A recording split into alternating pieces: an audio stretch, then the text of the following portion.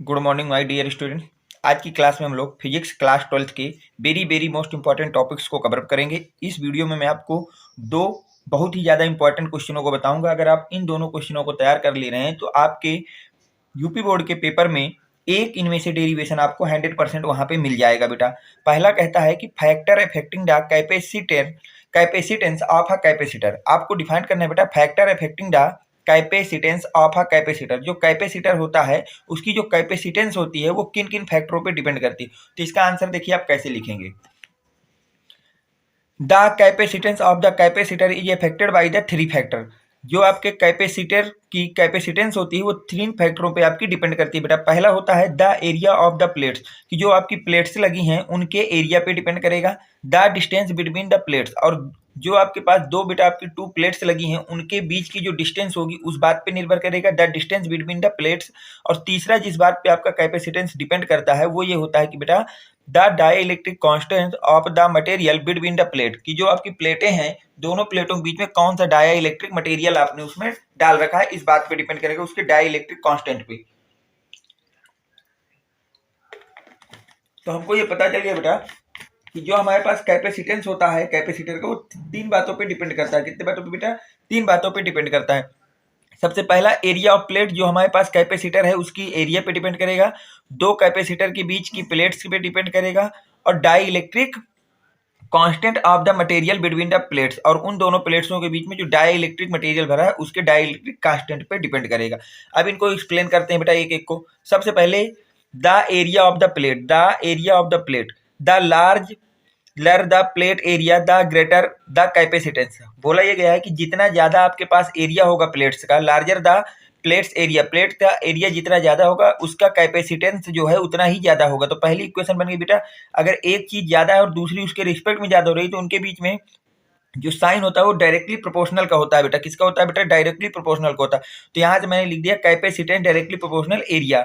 Second आपसे बोला गया है the distance between the plate, the distance between the plate. तो अब देखिए प्लेट के बीच की बात कर लेते हैं। The closer together the plates and greater the capacitance. बोला गया है जितना आपके ये क्लोज होंगे, the closer together the plates that greater the capacitance, जितना ये एक दूसरे के क्लोज होंगे बेटा उनके बीच का जो कैपेसिटेंस होगा वो उतना ही ग्रेटर होगा।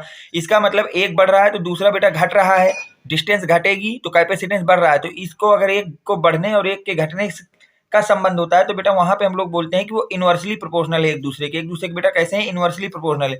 तो hence the capacitance is inversely proportional to the distance between the plate. तो यहाँ से प्रूव हो गया है कि जो कैपेसिटेंस होता है वो इनवर्सली प्रोपोर्शनल होता है किसका बेटा? To the distance between plate. जो आपकी प्लेट्स होती हैं उनके डिस्टेंस के बिटवीन की दूरी डिस्टेंस होती है उसका क्या होता है बेटा? Inversely proportional. तो कैपेसिटेंस इनवर्सली प्रोपोर्शनल 1/d आ गया, कैपेसिटेंस इनवर्सली प्रोपोर्शनल 1/d आ गया बेटा। अब चलते हैं थर्ड फैक्टर पे। थर्ड फैक्टर आपका क्या कह रहा है बेटा?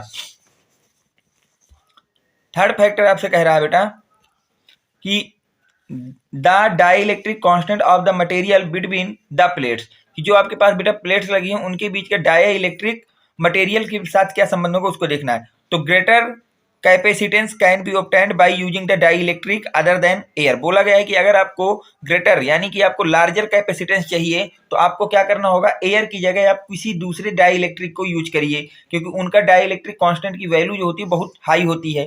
तो अगर हमको बढ़ाने के लिए डाइइलेक्ट्रिक को बढ़ाना पड़ा, बोला ना greater the capacitance, capacitance greater कब होगा? जब हमारे पास dielectric other than air, air के अलावा जितने भी आपके डाइइलेक्ट्रिक होते हैं उनका डाइइलेक्ट्रिक कांस्टेंट की वैल्यू लार्जर होती है एज कम्पेयर टू एयर। मतलब डाइइलेक्ट्रिक कांस्टेंट की वैल्यू बढ़ रही है तो हमारा ग्रेटर कैपेसिटेंस भी बढ़ रहा है। तो अगर एक के बढ़ने से दूसरा बढ़ रहा है तो इसका मतलब होता है वो दोनों कैसे हैं? डायरेक्टली प्रोपोर्शनल है। तो हमने यहां से लिख दिया कि hence the capacitance is directly proportional to the dielectric. तो यहां से क्या बेटा? Capacitance directly proportional dielectric हो गया, ये हो गया 3। तो बस आपको इतना एक्सप्लेन करना है और इतना आपने एक्सप्लेन कर दिया तो आपके 4 मार्क्स यहाँ पे बोर्ड पे कंप्लीट हो गए। तो बहुत ही ज्यादा इंपॉर्टेंट क्वेश्चन है कि आपसे पूछा जाता है explain factor affecting the capacitance of a capacitor, की जो कैपेसिटर है उसकी कैपेसिटेंस को किन किन फैक्टरों पे अफेक्टेड होती है। और दूसरा जो वेरी मोस्ट इंपॉर्टेंट क्वेश्चन बेटा इसी टॉपिक से बनता है, उसका क्वेश्चन इस तरह से आता है effect of dielectric on the capacitance of a capacitor. आपको डिफाइन करना होता है बेटा इफेक्ट ऑफ डाई इलेक्ट्रिक के इफेक्ट को बताना होता है किसमें बेटा, कैपेसिटेंस में ऑफ अ कैपेसिटर। जो कैपेसिटर होता है उसके अंदर जो हमको है कैपेसिटेंस बताना है डाई इलेक्ट्रिक का, उस पर क्या आपका इफेक्ट होता है। तो बेटा देखिए ये मैंने एक आपका कैपेसिटर बना लिया है बेटा, एक प्लेट में प्लस क्यू चार्ज है, एक में माइनस क्यू है, बीच में डाइलेक्ट्रिक बन रहा है और इन दोनों के बीच की जो डिस्टेंस है बेटा वो डी है और एरिया ऑफ प्लेट मैंने ए मान लिया। तो देखिए electric field intensity in air between plate, ये आपको पहले पढ़ाया जा चुका है कि बेटा इलेक्ट्रिक फील्ड जो होती है इंटेंसिटी एयर, अगर दो प्लेटों के बीच में एयर है तो उनके बीच में कितनी होती है, वो होती है E naught equal to sigma by epsilon naught, sigma by epsilon naught. अब हमको ये पता है सिग्मा क्या होता है बेटा, चार्ज डेंसिटी होता है। सिग्मा क्या होता है बेटा, चार्ज डेंसिटी होता है। तो सिग्मा इक्वल टू हो जाएगा क्यू बाई ए हो जाएगा। तो अब मैं अगर सिग्मा की वैल्यू पुट कर दूं इसमें ऊपर वाली इक्वेशन में, तो क्या यहाँ से E naught equal to Q epsilon naught A बन जाएगा, E naught equal to Q epsilon naught A बन जाएगा। अब देखिए बेटा, और हमने ये मान लिया कि इन दोनों प्लेट्स के बीच में जो आपका पोटेंशियल डिफरेंस है वो बी नॉट है। इन दोनों प्लेट्स के बीच में जो पोटेंशियल डिफरेंस है वो कितना बेटा, बी नॉट है। तो अगर पोटेंशियल डिफरेंस बी नॉट है तो पोटेंशियल डिफरेंस का फार्मूला क्या होता है बेटा, electric field intensity into distance between the two charge plates.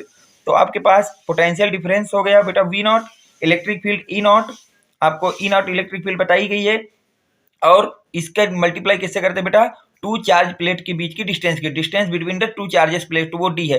तो वी नॉट इक्वल टू हो गया ई नॉट इंटू डी। अब हम क्या करते हैं बेटा, put the value of E not, जो हमारे पास ई नॉट की वैल्यू रखी है क्यू अपॉन एप्सिलॉन नॉट है, इसको इसमें पुट कर देंगे। तो जब पुट करेंगे बेटा तो ये इक्वेशन बन जाएगी V naught equal to Q upon epsilon naught A into D, Q upon epsilon naught A into D बन जाएगी। तो यहाँ से वी नॉट इक्वल टू आ जाएगा आपके पास Q into D divide by E naught epsilon naught A, इतना आ जाएगा बेटा। अब देखिए आगे क्या होगा इसमें।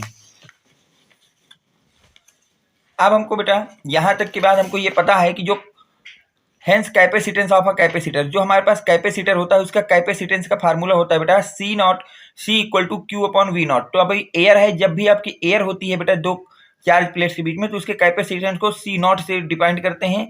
तो सी नॉट इक्वल टू हो जाएगा क्यू अपॉन वी नॉट बेटा। अब इसमें क्या करेंगे, वी नॉट की वैल्यू पुट कर देते हैं, put the value of V naught. हमको ये पता है ना वी नॉट कितना है, वी नॉट है Q into D divide by epsilon naught A. तो जब इसकी वैल्यू पुट करेंगे बेटा तो ये बन जाएगा आपके पास C naught equal to Q upon Q into D divide by A epsilon naught. तो ए एप्सिलॉन नॉट आपका ऊपर चला जाएगा, तो सी नॉट इक्वल टू हो जाएगा Q into A epsilon naught divide by Q D हो जाएगा बेटा। अब यहाँ से क्यू से क्यू आपका कट जाएगा, क्यू से क्यू क्या हो जाएगा बेटा, कट जाएगा। तो एप्सिलॉन नॉट इक्वल टू आ जाएगा, sorry C naught equal to आ जाएगा A into epsilon naught divide by D, C naught equal to आ जाएगा A into epsilon naught divide by D with air as a dielectric. ये आपका capacitance कब आया है बेटा, जब हमारे पास जो डाई इलेक्ट्रिक है वो एयर है। जब हमारे पास डाई इलेक्ट्रिक क्या है बेटा, एयर है, तब हमारे पास कैपेसिटेंस ये आ गया C naught equal to A epsilon naught into D. अब देखिए आगे बेटा, if the entire space between the capacitance is completely filled by the some dielectric with dielectric constant k। अब हमने क्या किया, जो दो प्लेट्स हैं बेटा उनके बीच में हमने एयर की जगह कोई डाइलेक्ट्रिक सब्सटेंस को डाल दिया जिसका डाइलेक्ट्रिक कांस्टेंट कितना है बेटा, के है, जिसका डाइलेक्ट्रिक कांस्टेंट कितना है, के है। तो देन क्या होगा बेटा, इलेक्ट्रिक फील्ड इंटेंसिटी। अब इलेक्ट्रिक फील्ड इंटेंसिटी क्या होती है बेटा, अगर एयर की जगह आप किसी भी प्लेट्स में क्या रख दें बेटा, कोई डाइलेक्ट्रिक डाल देते हैं तो उसकी जो इंटेंसिटी होती है वो होती है electric field intensity in air divide by dielectric constant. ये आपका फार्मूला होता है बेटा। किसी भी ऐसे आपकी प्लेट्स के बीच का आपको इलेक्ट्रिक फील्ड इंटेंसिटी निकालना है जिसमें पहले एयर थी और बाद में उसमें डाई इलेक्ट्रिक कांस्टेंट भरा गया है, तो आप याद रखिए बेटा उसके लिए आपको कुछ नहीं करना है कि जो आपकी एयर में इलेक्ट्रिक फील्ड इंटेंसिटी है उसको डाई इलेक्ट्रिक कांस्टेंट से आपको डिवाइड कर देना है, बस हो गया। तो ई इक्वल टू हो गया ई नॉट डिवाइड बाई के। अब देखिए put the value of E not, E not की वैल्यू हम निकाल ही चुके हैं बेटा कि ई नॉट की वैल्यू कितनी होती है, ये लिखा हुआ है बेटा सिग्मा अपॉन एप्सिलॉन नॉट, जो कि बाद में आ गए थे E naught equal to Q upon epsilon naught A, E naught equal to Q upon epsilon naught A आ गया था। तो जब इसको बेटा पुट करेंगे तो यहाँ से बन जाएगा E equal to Q upon epsilon naught A into K. अब क्या करते हैं बेटा, इफ पोटेंशियल डिफरेंस वी, अब मान लेते हैं कि जब डाई इलेक्ट्रिक डाला गया बेटा तो वहां पे पोटेंशियल डिफरेंस जो है वी आ गया। तो वी का फार्मूला क्या होता है, मैंने बताया ना, जब आपको पोटेंशियल डिफरेंस लिखना हो तो उसकी electric field intensity into distance between the two plates. तो electric field intensity dielectric constant को डालने के बाद आपकी हो गई थी बेटा ई, और उनकी डिस्टेंस तो सेम रहेगी ई डी। तो ये हो गया v equal to E into d, v equal to हो गया ई इंटू डी। अब देखिए बेटा आगे क्या होगा। अब जब आप इसमें क्या करेंगे बेटा, अब हमको पता है, एक मिनट बेटा, अच्छा अब क्या करेंगे बेटा, इसमें पुट द वैल्यू ऑफ, इसमें क्या करेंगे बेटा, put the value of the E की वैल्यू पुट कर देंगे। ई की वैल्यू कितनी बेटा, ई की वैल्यू आपके पास ये रखी हुई है, E equal to Q upon epsilon naught A into K, इसकी वैल्यू पुट कर देना है बेटा। तो जब वैल्यू पुट करेंगे इस इक्वेशन में V equal to E naught d में, तो ई की जगह आ गया बेटा Q divide by A epsilon naught K into D, तो ये आ गया वी। अब हमको पता है हैंस कैपेसिटेंस, अब हमारे पास कैपेसिटेंस का फार्मूला क्या हो जाएगा, अब क्योंकि हमारे पास कैपेसिटेंस है वो डाई इलेक्ट्रिक कांस्टेंट है, तो उसकी कैपेसिटेंस को सी मान लेते हैं बेटा। कितना मान लेते हैं, सी। तो C equal to charge upon potential difference होता है, कैपेसिटेंस इक्वल टू होता है चार्ज अपॉन पोटेंशियल डिफरेंस। तो ये हो गया क्यू बाई वी, कितना हो गया बेटा, क्यू बाई वी हो गया। Put the value of V, अब मैंने यहाँ पे क्या कर दिया बेटा, वी की वैल्यू पुट कर दी। वी की वैल्यू आपके सामने लिखी है कि होता है Q D divide by A epsilon naught K, तो यहाँ से हो गया बेटा C equal to Q upon Q into D divide by A epsilon naught K. तो अब यहाँ से सी इक्वल टू बेटा ए एप्सिलॉन नॉट के ऊपर चला जाएगा, तो ऊपर हो जाएगा Q A epsilon naught K divide by Q D, Q से क्यू आपको डिवाइड हो जाएगा बेटा, तो यहाँ से आ जाएगा C equal to A epsilon naught K divide by D. तो ये आपका कैपेसिटेंस है जब प्लेटों के बीच में हमारा डाई इलेक्ट्रिक कॉन्स्टेंट आपका इंट्रोड्यूस है। तो कैपेसिटेंस हो गया आपके पास, जब प्लेटों के बीच में डाई इलेक्ट्रिक कॉन्स्टेंट को इंट्रोड्यूस कर दिया तो A epsilon naught K divide by D. और जब बेटा एयर थी उन दोनों प्लेट्स के बीच में, तो हमारे पास कैपेसिटेंस था C naught equal to A epsilon naught into D, A epsilon naught into D था। अब इसके आगे देखिए बेटा क्या होगा, अब हमको इक्वेशन 1 2 को डिवाइड कर देना है बाई इक्वेशन 1। तो इक्वेशन 2 तो यही है बेटा, C equal to A epsilon naught A epsilon naught K into D, तो C equal to A epsilon naught K into D. और इक्वेशन 1 की बात करें तो वो है बेटा C naught equal to A epsilon naught D. तो इसको मैंने यहाँ से डिवाइड कर दिया कि सी इक्वल टू बेटा आपके पास हो गया C divide by C naught equal to A epsilon naught K by D, और यह हो जाएगा ए एप्सिलॉन नॉट डी। अब यहाँ से क्या होगा बेटा, डी आपका ऊपर चला जाएगा और ये वाली चीज यहाँ चली जाएगी। तो जब ऐसा होगा तो C divide by C naught equal to K epsilon naught K into D divide by A epsilon naught into D. तो डी से डी कट जाएगा, ए से ए कट जाएगा, एप्सिलॉन नॉट से एप्सिलॉन नॉट कट जाएगा। जब ये सब कुछ बेटा कट जाएंगे तो आपके पास क्या बचेगा, C divide by C naught equal to K बचेगा। C divide by C naught equal to क्या बचेगा बेटा, के।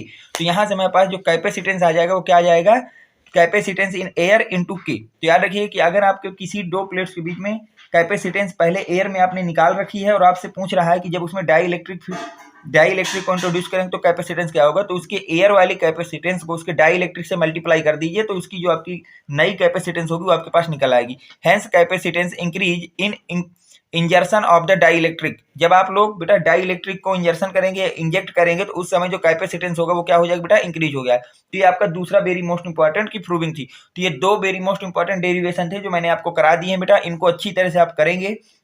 अगर इसके बावजूद भी इन दोनों डेरिवेशन में आपको किसी भी तरह का डाउट है तो आप मेरे इसी वीडियो के डिस्क्रिप्शन में अपनी प्रॉब्लम को लिख देंगे, जिसको मैं नेक्स्ट वीडियो में सॉल्व करने की पूरी कोशिश करूंगा। और वो बच्चे जो अभी तक भी मेरे टेलीग्राम ग्रुप से नहीं जुड़े हैं वो लोग एक बात ध्यान देंगे बेटा, अभी तक अगर आप लोग टेलीग्राम ग्रुप से नहीं जुड़े तो मेरे टेलीग्राम नंबर 7880960882 इस नंबर पे आप अपना नेम और क्लास और डिस्ट्रिक्ट लिख करके मुझे भेज देंगे। मैं आपको उस ग्रुप से जोड़ दूंगा, टेलीग्राम के ग्रुप से, क्योंकि टेलीग्राम के ग्रुप में मैं कई ऐसी चीज़ें आपको प्रोवाइड कराता रहता हूं जिसका मैं वीडियो नहीं बना पाता हूं समय ना होने के कारण, तो वो चीज़ें मैं वहीं पे आपको प्रोवाइड कराता रहता हूं ताकि बोर्ड में आपके अच्छे से अच्छे मार्क्स आ सके। तो उम्मीद करता हूँ कि ये वीडियो आपको पसंद आया होगा। अगर आपको वीडियो पसंद आया तो वीडियो को लाइक कर दें, चैनल को सब्सक्राइब कर दें और अपने फ्रेंड सर्कल में ज़्यादा से ज़्यादा लोगों तक शेयर कर दें। Thanks for watching, next video coming soon.